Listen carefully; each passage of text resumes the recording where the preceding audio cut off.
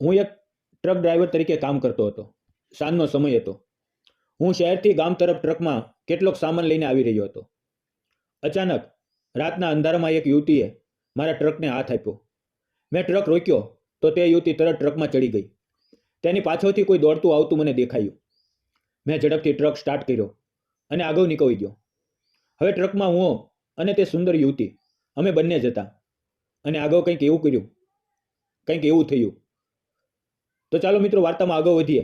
મારું નામ સુરેશ છે. હું ટ્રક ડ્રાઈવર છું અને મારી ઉંમર 33 વર્ષની છે. હું એક મોટા ઘરના માણસના ટ્રક પર ડ્રાઈવર તરીકે કામ કરું છું. હું ગામમાં રહું છું, પણ મારે વારંવાર શહેરથી સામાન લાવવો પડે છે. મારી ઉંમર 33 વર્ષ હોવા છતાં મારા લગ્ન થયા નહોતા, કારણ કે મારું ઘર નાજુક હતું અને મારી પાછળ કોઈ સહારો નહોતો. મારું ભણતર 12 ધોરણ સુધી થયું. એક દિવસ હું શહેરથી ટ્રકમાં સામાન લઈને ઘરે જઈ રહ્યો હતો. તે સમયે રાતના 11 વાગી ગયા હતા અને રસ્તો બિલકુલ સૂનો હતો. જ્યારે હું શહેરની બહાર નીકળીને ગામના રસ્તા પર પહોંચ્યો તો અચાનક એક યુવતીએ મને હાથ બતાવ્યો. રાતના 11 વાગ્યે એક અકેલી યુવતી રસ્તા પર ઊભી રહીને મારા ટ્રકને હાથ બતાવી રહી હતી. મને થયું કે ટ્રક રોકું કે નહીં, પણ તેની હાલત જોઈને મને દયા આવી અને મેં ટ્રક રોકી દીધો. મેં બારીમાંથી બહાર જોયું તો તે યુવતી ખૂબ ડરેલી હતી અને કાપતા અવાજે બોલી, મને બચાવો, મને તમારી મદદની જરૂર છે, મને ક્યાંક દૂર છોડી દો. મેં ઝડપથી દરવાજો ખોલ્યો અને તેને ટ્રકમાં બેસવાનું કહ્યું. તે ગભરાતી હાલતમાં તરત ટ્રકમાં બેસી ગઈ. ત્યાં જ મેં પાછો જોયું તો એક માણસ હાથમાં લાકડી જેવું કંઈક લઈને દોડતો દેખાયો. મેં સમય બગાડ્યા વિના તરત ટ્રક સ્ટાર્ટ કર્યું અને ઝડપથી ચલાવી દીધું. લગભગ અડધો કિલોમીટર આગળ જતા મારા મનમાં શંકા થઈ અને મેં વિચાર્યું, હવે આ છોકરી પાસે સાચું પૂછવું જોઈએ. મેં કહ્યું, તમે કોણ છો? આટલી રાત્રે મારા ટ્રકમાં કેમ બેઠા? અને તે માણસ કોણ હતો?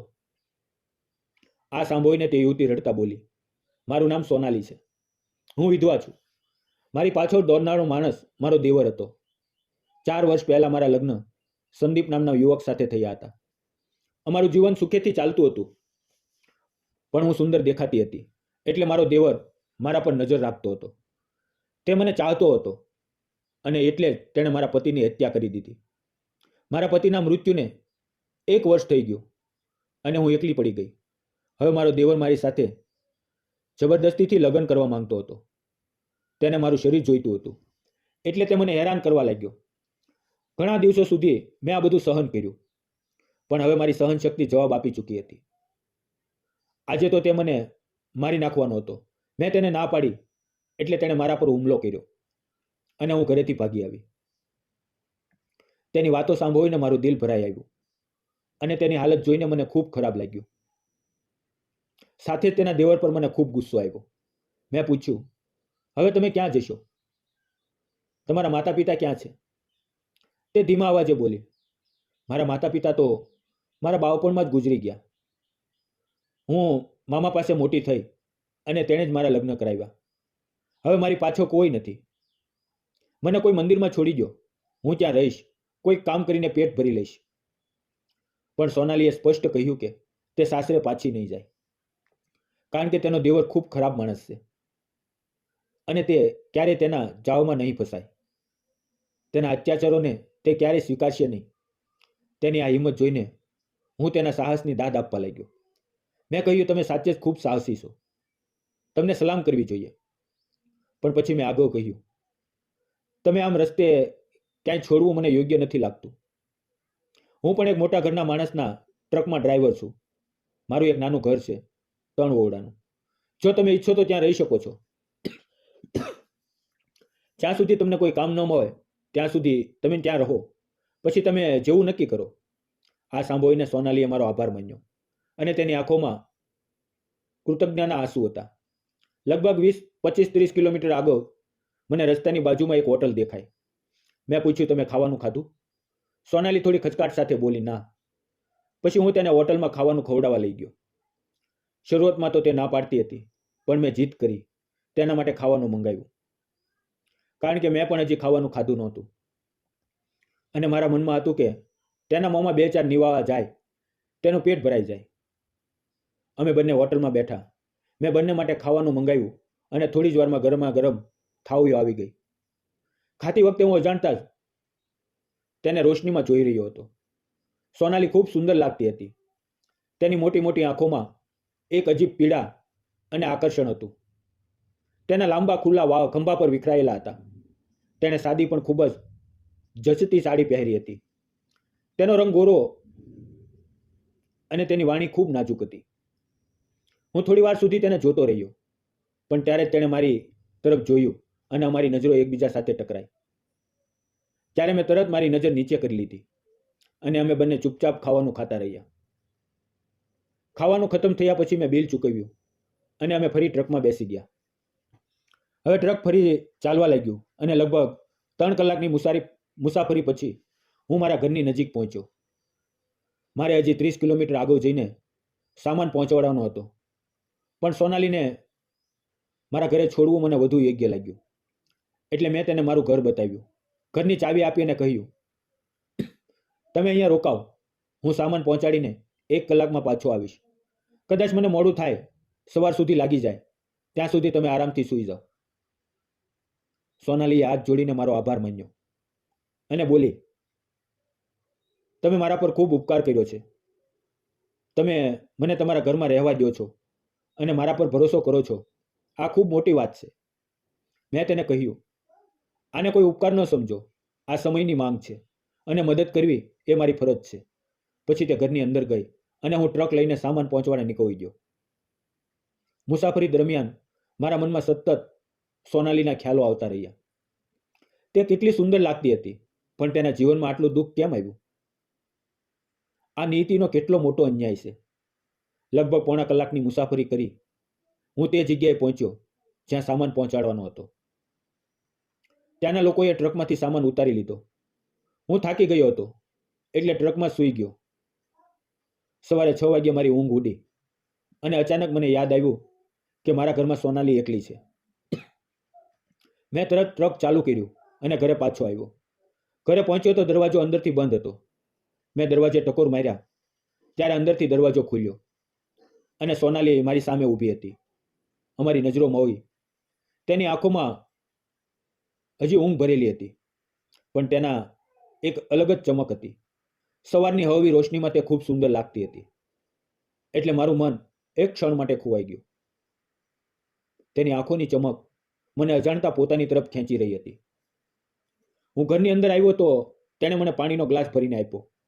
મેં પાણી પીધું અને હસતા હસતા પૂછ્યું, રાતે ઊંઘ આવી હતી?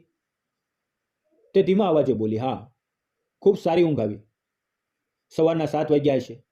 ઘર સંપૂર્ણ સજાવેલું હતું. તેણે પોતે ફ્રેશ થઈને રસોઈમાં ખાવાનું બનાવી રાખ્યું હતું. તેણે કદાચ પૂરો ભરોસો હતો કે હું ઘરે જરૂર પાછો આવીશ, એટલે તેણે એટલી તૈયારી કરી રાખી હતી. તેણે મને તૈયાર થવા કહ્યું અને પછી હું તૈયાર થઈ ગયો. તે પછી તેણે મને ગરમા ગરમ ખાવાનું પીરસ્યું. મેં કહ્યું, તમે પણ મારી સાથે ખાઓ. તો તે પણ મારી સાથે બેસીને ખાવા લાગી. ખાવાનું ખૂબ સ્વાદિષ્ટ હતું. તેના હાથનો સ્વાદ એટલો લાજવાબ હતો કે મને લાગ્યું જાણે હું ઘરનું ખાવાનું ખાઉં છું. મેં દિલથી કહ્યું, તમારા હાથમાં ખૂબ કમાલનો સ્વાદ છે. શાનદાર ખાવાનું બનાવ્યું છે. આ સાંભળીને સોનાલી થોડી શરમાઈ ગઈ. પછી મેં ધીમેથી કહ્યું, તમે બહાર ક્યાંય કામ શોધવાને બદલે મને રોજ ખાવાનું બનાવી આપો. હું તમને થોડા પૈસા આપીશ, વધુ તો નહીં આપી શકું, કારણ કે હું બીજાના ટ્રકમાં ડ્રાઈવરનું કામ કરું છું. મારી વાત સાંભળીને તે બોલી, હું તમને રોજ ખાવાનું ખવડાવીશ જ, પણ જો તમારી ઓળખાણથી કોઈ કામ હોય તો જોઈ લેજો. ખાવાનું ખાઈને હું ઘરની બહાર નીકળ્યો અને આસપાસના લોકો પાસે પૂછપરછ કરવા લાગ્યો. ત્યારે એક પાડોશીએ કહ્યું કે સામેની હોસ્પિટલમાં સાફ સફાઈ કરવાનું કામ છે. મેં આ સોનાલીને જણાવ્યું તો તે બોલી, કોઈ પણ કામ નાનું મોટું નથી હોતું, અને તેણે તરત જ તે કામ સ્વીકારી લીધું. પછી તે પાડોશીએ તેની ઓળખાણ કરાવી અને તેની મુલાકાત હોસ્પિટલના ડૉક્ટર સાથે કરાવી, જેનાથી સોનાલીને ત્યાં નિયમિત કામ મળી ગયું. હવે તે રોજ કામ પર જતી અને સાંજે ઘરે પાછી આવતી. મારા જ કહેવાથી તે મારા ઘરમાં રહેવા લાગી. સાંજે પાછી આવીને તે અમારા બંને માટે ખાવાનું બનાવતી. તેના હાથનું ખાવાનું ખાતી વખતે મને અલગ જ આનંદ મળતો. ઘર નાનું હોવાને કારણે હું આંગણામાં સૂતો અને સોનાલી અંદર.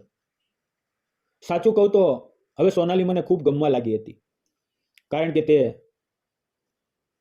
મારા ઘરનું બધું કામ કરવા લાગી હતી. ખાવાનું બનાવવું, કપડાં ધોવા, નાહવા માટે પાણી ગરમ કરવું, આવી દરેક નાની મોટી બાબતોમાં તે મારી મદદ કરતી. તેની સાથે રહેવું, તેની સાથે વાતો સાંભળવી, તેનું હસવું જોવું, આ બધું મને દરરોજ વધુ ને વધુ મોહી લેતું હતું. હવે તેને મારા ઘરમાં રહેતા રહેતા લગભગ 1.5 મહિનો થઈ ગયો. એક સાંજે ખાવાનું ખાઈને હું હંમેશાની જેમ આંગણામાં સૂતો હતો, ત્યારે અચાનક રાત્રે વરસાદ શરૂ થયો. મને સમજાતું નહોતું કે શું કરું, કારણ કે વરસાદ ખૂબ તેજ હતો. ત્યારે સોનાલી બહાર આવીને બોલી, વરસાદ આવે છે, અંદર આવી જાઓ. મારું ઘર નાનું હતું પણ મજબૂત હતું, એટલે તેમાં પાણી નહોતું ઘૂસતું. હું અંદર ગયો, એક ખૂણામાં મારી પથારી નાખીને સૂવાની કોશિશ કરવા લાગ્યો. સોનાલી પણ થોડે દૂર બીજા ખૂણામાં સૂઈ ગઈ હતી, પણ મને ઊંઘ નહોતી આવતી અને નહોતો તેને. તે થોડી વાર કરવટ બદલતી રહી. ઘરમાં એક નાનો દીવો બળતો હતો. તેની મંદ રોશનીમાં હું ઉઠીને બેઠો. આ જોઈને સોનાલી પણ ઉઠીને બેઠી. પછી હું ધીમે ધીમે ઉઠીને તેની નજીક જઈને બેઠો. તે ક્ષણે તેણે મારી તરફ જોયું. તેની આંખોમાં ઘણા સવાલો હતા, પણ તે સમયે તેની નજરમાં મારા માટે એક અનોખો અપનાપો હતો. હું પણ તેની આંખોમાં જોવા લાગ્યો, અને તેમાં છુપાયેલું એક અલગ આકર્ષણ મને પોતાની તરફ ખેંચવા લાગ્યું, જાણે સમય ત્યાં જ થંભી ગયો હોય. અમારી નજરો એકબીજા સાથે મોવેલી હતી. મેં સોનાલીનો હાથ પોતાના હાથમાં લીધો અને ધીમેથી કહ્યું, સોનાલી, મારે તને કંઈક કહેવું છે. થોડી વાર રોકાઈને મેં કહ્યું, સોનાલી, મને તો ખૂબ ગમે છે. ઘરે આવ્યા પછીથી તારા હાથનું બનાવેલું ખાવાનું ખૂબ સારું લાગે છે. તું મારી ઘણી કાળજી લે છે, મારી દરેક જરૂરિયાતનું ધ્યાન રાખે છે અને મારા જીવનને સુંદર બનાવી દીધું છે. એટલે મને લાગે છે કે તું જ મારી સાચી જીવન સાથી છે. તો હું તને પૂછું છું, શું તું મારી સાથે લગ્ન કરીશ? મારા શબ્દો સાંભળતા જ સોનાલીની આંખોમાં આંસુ આવી ગયા. તે ભાવુક થઈને બોલી, તમે ખૂબ સારા માણસ છો. લગભગ 1.5-2 મહિના થઈ ગયા હું તમારી સાથે રહું છું, પણ તમે ક્યારેય મારી સાથે ખરાબ વર્તન કર્યું નથી, ક્યારેય જબરદસ્તી કરવાની કોશિશ કરી નથી. ઉલટું તમે મારી કાળજી લીધી, મારી જરૂરિયાતનો સમજી, મારી દરેક નાની મોટી બાબતનું ધ્યાન રાખ્યું. જો કોઈ સ્ત્રીને તમારા જેવો પતિ મળે તો તેનું આખું જીવન બદલાઈ જાય. અને પછી થોડા જ દિવસોમાં અમે લગ્ન કરી લીધા. આજે હું અને સોનાલી અમારા સંસારમાં ખૂબ ખુશીથી જીવીએ છીએ. અમારી દરેક પળમાં એકબીજાના સાથનો પ્રેમ ખીલી રહ્યો છે, અને હવે તેના પેટમાં અમારા પ્રેમની નિશાની ઉછરી રહી છે. એટલે કે ખૂબ જલ્દી અમારા પ્રેમની ઓળખ આ દુનિયામાં આવવાની છે. દોસ્તો, તમને શું લાગે છે, મેં અને સોનાલીએ લગ્ન કરીને સાચો નિર્ણય લીધો કે ખોટો? તમારા વિચારો જરૂર કોમેન્ટમાં જણાવજો. કોઈ વ્યક્તિની સમયસર મદદ કરવી કેટલું મહત્વનું છે, આ વાત આપણે ભૂલી શકીએ નહીં. વિશ્વાસ, સન્માન અને સાચી કાળજી, એની ઉપર જ સાચો પ્રેમ ઊભો રહે છે. સ્વાર્થી સંબંધ ક્યારેય ટકતા નથી, પણ જ્યારે આપણે દિલથી એકબીજાની પરવા કરીએ તો જીવન સાચે સુંદર બની જાય છે. એટલે બીજાના દુઃખોમાં તેમનો સાથ આપવો, સાચી જગ્યાએ હિંમતથી ઊભા રહો અને પ્રેમને હંમેશા સન્માન આપો. ત્યારે સંબંધો જીવનભર ટકે છે. દોસ્તો, અમારી આ પ્રેમ કહાની તમને કેવી લાગી અમને જરૂર કોમેન્ટમાં જણાવો. અને જો અમારી પ્રેમ કહાની ગમી હોય તો વિડીયોને લાઇક, શેર અને સબસ્ક્રાઇબ કરવાનું ન ભૂલતા. મિત્રો, વિડીયોમાં આવેલા નામ, પાત્ર અને ઘટના ફક્ત કાલ્પનિક હતા. તેનો કોઈ પણ વ્યક્તિ, જાતિ કે ધર્મ સાથે સંબંધ નથી, અને જો આવું થયું હોય તો માત્ર એક સંયોગ છે. આ વિડીયો મનોરંજન અને શૈક્ષણિક ઉદ્દેશ માટે બનાવવામાં આવેલો છે, અન્યથા તેને તે રીતે જુઓ. ફરી મળીએ આવતીકાલે એક નવી વાર્તાની અંદર, આવી જ મજેદાર વાર્તાની અંદર. ત્યાં સુધી આવજો. વિડીયો પૂરો જોવા બદલ આપ સૌ મિત્રોનો